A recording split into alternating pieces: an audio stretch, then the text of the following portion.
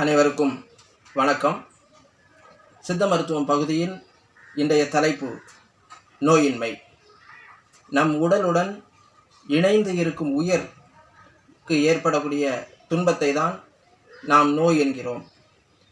அந்த நோயாகிய துன்பம் இல்லாமல் நீண்ட நெடுகாலம் இன்பமாய் வாழ்வதையே நோயின்மை என்கிறோம். நோயற்ற வாழ்வே குறைவற்ற செல்வம் என்ற பழமொழியிலிருந்து நாம் இந்த நோயின்மை நிலையை அடைவதன் மூலம் மற்ற செல்வங்களை எளிதாக பெற முடியும். பொதுவாக வினையின் பயனால் ஏற்படுவதுதான் நோய்கள். முதலில் தன்வினை பயனால் ஏற்படும் நோய்கள். இந்த நோய் ஏற்படுவதற்குரிய காரணங்கள் என்று பார்த்தால், நாம் உண்ணும் உணவு மற்றும் பழக்க வழக்க மாறுபாடுகளினால் ஏற்படுவதுதான் இந்த தன்வினை நோய். இந்த தன்வினை நோய் வராமல் எப்படி பாதுகாப்பது என்று பார்த்தோமேயானால், அதிக நேரம் வெயிலில் அலையக்கூடாது, அதிக நேரம் பனியில் கிடத்தல் கூடாது, அதிக நேரம் மழையில் நனைதலும் கூடாது, அதிக நேரம் நீராடுதலும் கூடாது, பகலில் தூங்கக்கூடாது, அதிகம் தூசு உள்ள இடங்களில் இருக்கக்கூடாது,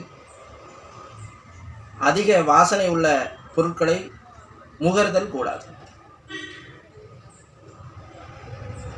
இரவில் நாம் தூங்கும்போது இடது பக்கமாக சாய்ந்து இடது கையில் தலை வைத்து படுத்து தூங்குவது நல்லது.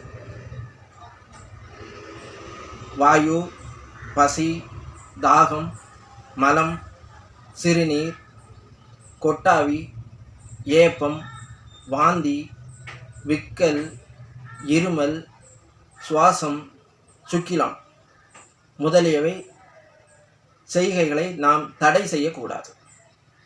இந்த தன்னிச்சை செய்கைகளை தடை செய்தால் கூட நோய் ஏற்படும்.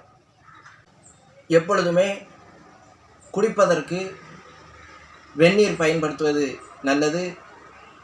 அந்த வெந்நீர் குடிக்கும்போதும் ஒரு இடத்தில் அமைதியாக உட்கார்ந்து நிதானமாக சுவைத்து குடிக்க வேண்டும். பசும் மோர் அதிக அளவில் உணவில் சேர்த்து கொள்ளலாம். புளித்த தயிர் சேர்த்து கொள்ளலாம். பசும் நெய் பயன்படுத்தலாம். பசும் நெய்யை உணவில் சேர்க்கும்போது அதை உருக்கித்தான் சேர்க்க வேண்டும். கருணைக்கிழங்கு, வாழை பிஞ்சு மற்றும் பிஞ்சு காய்கறிகள் அல்லது கீரைகளை உணவில் சேர்த்து கொள்ள வேண்டும். உயிர் தாதுக்களாகிய வாதம், பித்தம், கபம் இவற்றை தன்னிலைப்படுத்துவதற்காக 6 மாதத்திற்கு ஒரு முறை வாந்தி செய்விக்கும் மருந்தையும், 4 மாதத்திற்கு ஒரு முறை பேதி செய்விக்கும் மருந்தையும், 1½ மாதத்திற்கு ஒரு முறை நசியம் அதாவது மூக்கிலிடும் மருந்தையும், 4 தினங்களுக்கு ஒரு முறை உடல் முழுதும் எண்ணெய் தேய்த்து வெந்நீரில் குளித்து வர வேண்டும். வாரம் ஒரு முறை சவரம் மேற்கொள்ள வேண்டும். இந்த செய்கைகளை நாம் செய்வதன் மூலம் தன்வினை நோய் ஏற்படாமல் தற்காத்து கொள்ளலாம். இரண்டாவதாக கர்மவினை நோய்கள். நம் முன் ஜென்மத்தில் நாம் செய்த வினையின் பயனால் நமக்கு தற்போது ஏற்படக்கூடிய நோய்கள்.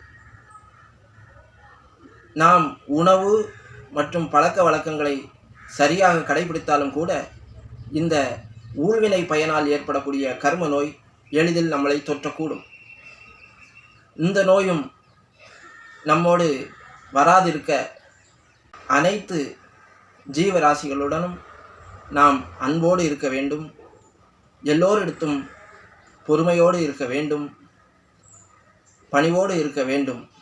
நம்மால் முடிந்த தான தர்மங்களை செய்ய வேண்டும். இந்த செயல்களை நாம் செய்வதன் மூலம் இந்த ஊழ்வினை நோய் இடமிருந்தும் நாம் நம்மை தற்காத்து கொள்ளலாம்.